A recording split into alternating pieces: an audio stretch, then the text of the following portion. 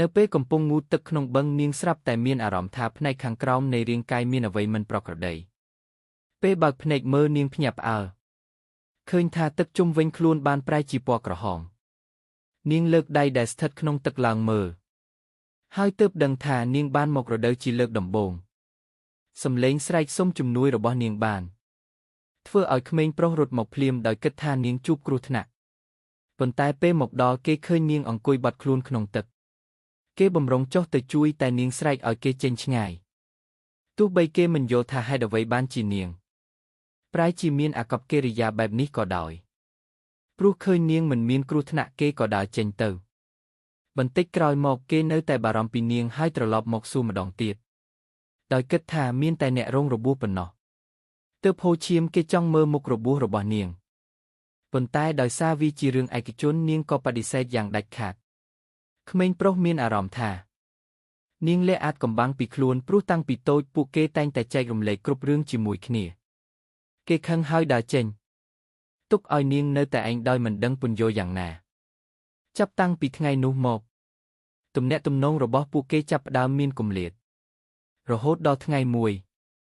ក្មេងប្រុសបានឃើញកប៉ាល់មួយឆ្លងកាត់ហើយរត់ទៅប្រាប់នាងដោយក្តីរំភើបតែនាងបែរជាមិនអើពើទុកឲ្យកប៉ាល់បន្តដំណើរចេញទៅគេខឹងខ្លាំងណាស់ព្រោះគិតថា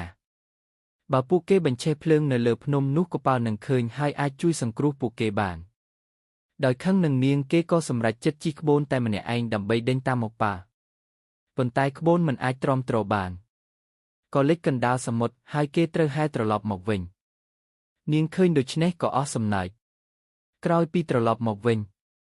ក្មេងប្រុសបានបែកផ្ទះរស់នៅដាច់ដោយឡែកពីនាងជាលើកដំបូងក្នុងរយៈពេល6 ឆ្នាំ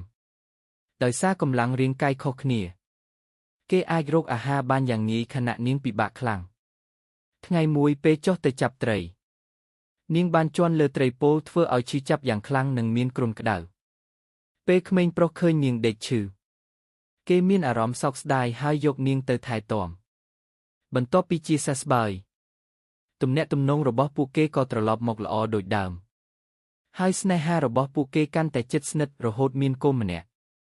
មួយឆ្នាំក្រោយមកកូនរបស់ពួកគេបានកើតមក